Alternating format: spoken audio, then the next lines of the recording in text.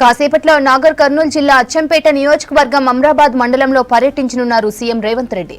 ముందుగా మాచారం గ్రామానికి చేరుకొని రాష్ట్ర ప్రభుత్వం గిరిజనుల సంక్షేమానికి చేపట్టిన ఇందిరా సౌరగిరి జిల్లా వికాస పథకాన్ని ఇక్కడే ప్రారంభించనున్నారు.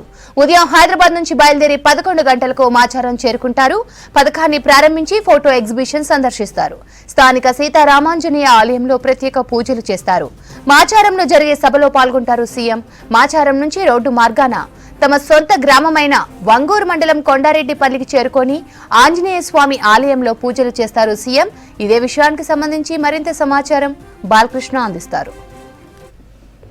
సీఎం రేవంత్ రెడ్డి ఇవాళ నాగర్ కర్నూలు జిల్లాలో పర్యటించబోతున్నారు. ముఖ్యంగా అచ్చంపేట నియోజకవర్గ పరిధిలో ఉన్నటువంటి నల్లమల్ల అమరాబాద్ మండలం మాచారం విలేజ్లో ఇవాళ ముఖ్యమైనటువంటి కార్యక్రమాన్ని ప్రారంభించబోతున్నారు. ఇందులో ఇందిరా సౌరగిరి జల వికాస పథకం ద్వారా దాదాపు 12,000 కోట్ల వ్యయంతో పోడు భూముల్లో సాగు చేస్తున్నటువంటి రైతులకు బోర్లు వేయించి అక్కడ ఉద్యాన పంటలను అట్లాగే అంతర పంటలను వేస్తూ వాళ్ళకు ఆర్థికంగా ఉపాధి కల్పించే విధంగా రాష్ట్ర ప్రభుత్వం ఒక వినూత్నమైన కార్యక్రమానికి శ్రీకారం చుట్టింది. రాష్ట్రంలోనే ఇది మొట్టమొదటి కార్యక్రమం అని చెప్పవచ్చు. దఫాలుగా దాదాపు 2 లక్షల మంది పైగా ఎకరాలకు రైతులకు సంబంధించినటువంటి ఆర్థిక స్వావలంబనము ఆర్థిక అభివృద్ధి కోసం ఈ పథకాన్ని ఉద్దేశించడం జరిగింది. ఇందులో భాగంగానే రాష్ట్ర ముఖ్యమంత్రి తొలిసారిగా ఈ పథకాన్ని లాంఛనంగా అచ్చంపేట నియోజక పరిధిలో ఉన్నటువంటి అమరాబాద్ మండలం మాచారం నుంచి ప్రారంభించబోతున్నారు. ఈ ఉదయం 11 గంటలకు చేరుకున్న తర్వాత అక్కడ నేరుగా మాచారం విలేజ్ చేరుకుంటారు.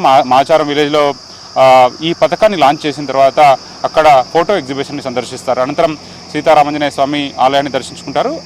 తర్వాత జరిగే సభలో ప్రసంగిస్తారు. అనంతరం కొండారెడ్డిపల్లి తన స్వగ్రామానికి వెళ్తారు. అక్కడ నుంచి తిరిగి హైదరాబాద్ పయనమవుతారు.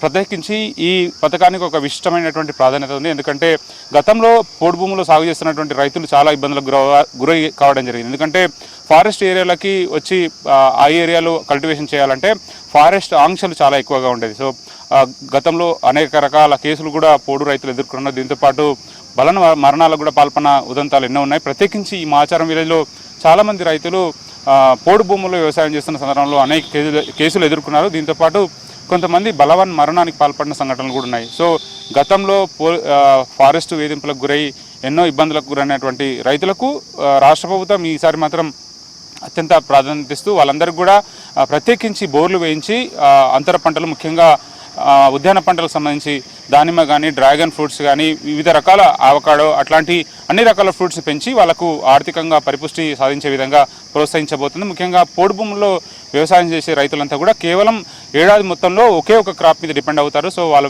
జీవనాధారం కానీ పిల్లల భవిష్యత్తు కానీ కుటుంబ పోషణ కానీ అత్యంత దయనీయంగా మారుతున్న సిచ్యువేషన్లో ఇది ఒక అద్భుతమైన పథకం అని చెప్పవచ్చు. ఇందులో భాగంగానే రాష్ట్రంలోనే తొలిసారిగా పైలట్ ప్రాజెక్ట్ కింద ఈ పథకాన్ని అచ్చంపేట నియోజకవర్గం నుంచి ప్రారంభించబోతున్నారు. మిగతా అన్ని ప్రాంతాల్లో రాష్ట్ర వ్యాప్తంగా కూడా పోడు భూములు సాగు చేస్తున్నటువంటి రైతులందరూ కూడా ఈ పథకాన్ని అందించేందుకు రాష్ట్ర ప్రభుత్వం అత్యంత ప్రతిష్టాత్మకంగా పైలట్ ప్రాజెక్టుగా ఈ పథకాన్ని అచ్చంపేట నుంచి ప్రారంభించబోతుంది.